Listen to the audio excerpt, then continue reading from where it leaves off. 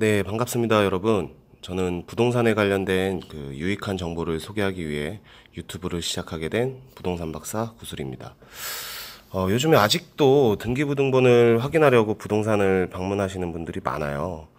저 주변 지인이나 그 다음에 이제 손님들, 그 다음에 사무실에 있다 보면은 이렇게 찾아오셔서 등기부 좀 열람해달라고 부탁하시는 분들이 아직도 많습니다. 그래서 아직도 모르시는 분들을 위해 제가 모바일로 쉽게 열람하는 방법을 소개할까 합니다.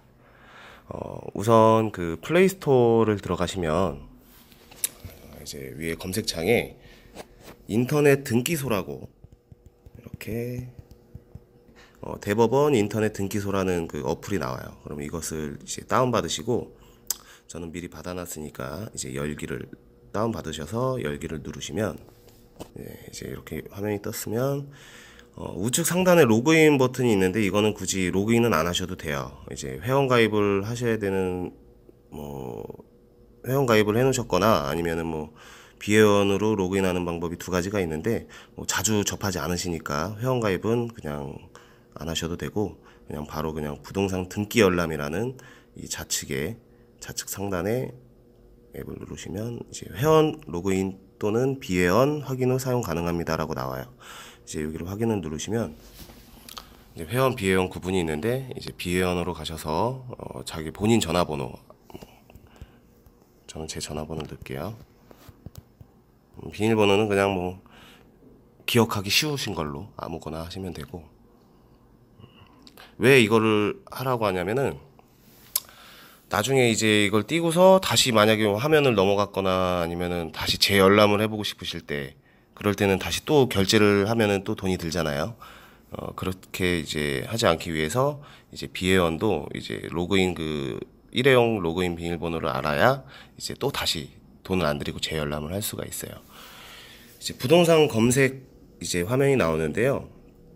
일단은 간편 검색, 소재, 지번, 도로명 이렇게 나와요. 근데 이제 오늘 소개해드릴 거는 지번으로 소개해드리는 방법인데, 아직도 도로명 주소를 많이들 사용하지 않고 구 주소를 쓰기 때문에 이제 저희들도 사실은 그냥 구 지번으로 이제 검색하는 경우가 많아요. 그래서 일단 기본적인 구 지번으로 이제 검색하는 방법을 알려드릴 텐데요. 이제 소재 지번을 누르시고, 이제 내가 원하는 그 소재지의 지번을 알아야 되겠죠. 그리고 지번을 알기 전에 부동산 구분이라는 버튼을 눌러보시면 토지, 건물, 집합 건물 이렇게 아래 상세하게 나오는데, 보통들 이제 아파트, 빌라, 그다음에 오피스텔, 그다음에 이제 구분 상가 이런 거는 이제 집합 건물로 띄셔야지 소유주가 이제 정확히 어디 나오고요. 그다음에 토지 건물 이런 거는 이제 단독 주택들 있어요. 이런 것들은 보통 이제 건물 따로 토지 따로 이렇게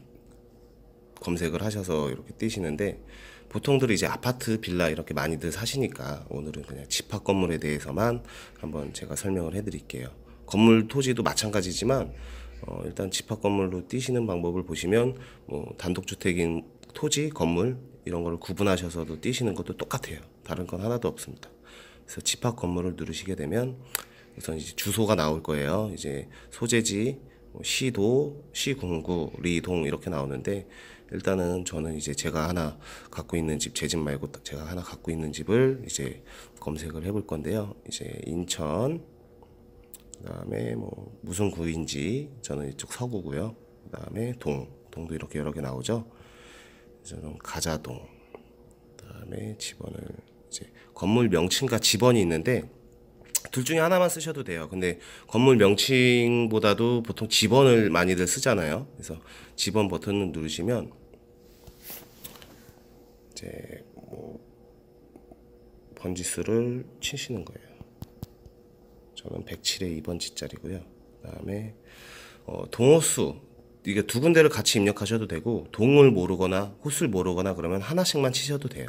근데 제가 두 가지를 알려드릴 텐데, 호수를 예를 들어서 모른다고 하면은 이제 동을 치시고 나동, 이렇게 나동으로만 검색을 한번 해볼게요. 그러면은 이 나동에 대한 게 전체적으로 나오는 거예요. 18개가 나오는데 이 나동에만 18세대예요. 그리고 보시면은 도로명 주소로 나오지만 그 이제 옆에 맨 마지막에는 구 주소로 나오는데요. 앞에 보시면 뭐 제4동, 제1층, 제101호 이런 식으로 호수가 나오세요. 근데 등기부 등본을 뛸 때 소유자의 이름을 모르는 경우도 있고 아는 경우도 있는데 주소만 정확하다면은 소유자 이름은 몰라도 돼요. 근데 저처럼 만약에 호수를 몰랐다라고 가정하고 동만 안다라고 하면은 소유자 성함 정도는 알고는 있어야 이건가 뭐 김씨인가 이씨인가 이런 것들을 알 수가 있는데, 저 같은 경우는 지금 103호예요. 100 누르시면 이렇게 넘어가는 경우도 있고요. 이제 다시 검색 화면으로 다시 돌아가서 이제 호수만으로 검색을 해볼게요. 저는 103호라고 했죠.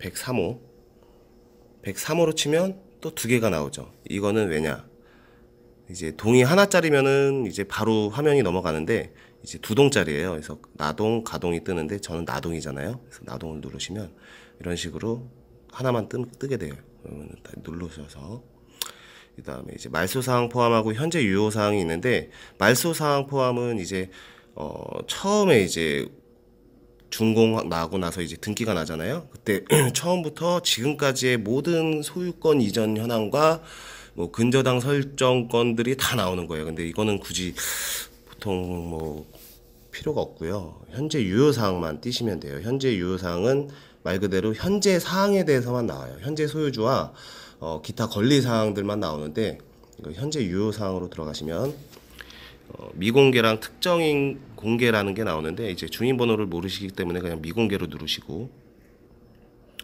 그다음에 이제 결제창이 뜨는데 신용카드, 휴대폰, 선불자 이렇게 세 가지가 있어요. 근데 저 같은 경우는 이제 선불자가 있어서 선불자로 로그인을 하고요. 보통 없으실 거니까 이제 휴대폰으로 700원씩 아니면 신용카드로 결제를 하셔서 다음 창으로 넘어가시는데, 저는 이거 선불자로 해서 넘어갈게요. 저는 이제 선불자로 결제를 완료를 했어요. 이제 결제를 하시면 이렇게 식으로 이제 결제가 완료됐다고 뜨고요. 열람하기 버튼 바로 누르시면 이런 식으로 모바일 열람용이라고 해서요. 이제 등기부 등본이 이렇게 나오게 됩니다. 여기 보시면은 이제 뭐 이제 표제부, 이제 첫 번째 표제부에는 이제 그 건물에 대한 내역이 나오는데요. 이제 무슨 어떤 구조인지, 그 다음에 뭐 면적이 어떻게 되는지, 이제 이 최초 이제 접수란에 보시면은 1982년이라고 되어 있네요. 이게 굉장히 오래된 연립인데 이제 처음 접수 그 내역이 나와요, 표제부에. 그리고 그 밑에는 대지권 종류에는 뭐 대지권 비율도 이렇게 나오는데요. 보통 이제 부동산에서 이제 계약할 때는 저희는 이제 이런 걸 떼어서 뭐 처음부터 끝까지 다 설명을 해드리는데, 이제 그거는 매매하기 위해서 이제 설명해드리는 부분이고, 다음 화면으로 넘어갈게요. 이렇게 넘어가서 보시면 갑구랑 을구가 이렇게 두 가지가 나와요. 이렇게 보시면 갑구는 이제 소유자에 대한, 그 다음에 이제 뭐 주소라든지, 그 다음에 뭐 거래가 얼마에 됐는지, 그 다음에 몇 년도 몇 월에 구입을 하게 됐는지 이렇게 나오는 거고, 을구는 소유권 이외의 권리 사항에 대한 게 나와요. 예를 들어서 이렇게 지금 대출이 좀 있어요.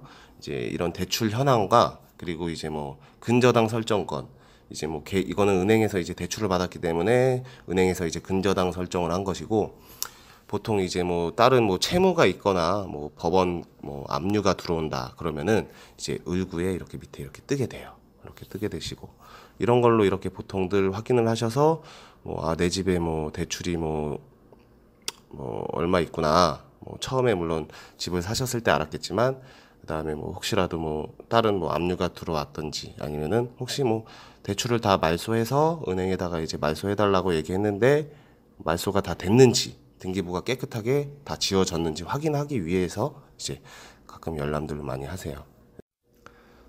네, 이제 이런 식으로 등기부 등본 모바일로 열람해서 보는 방법을 소개해 드렸습니다. 정보가 유익하셨다면 좋아요와 구독 버튼 꼭 좀 부탁드릴게요.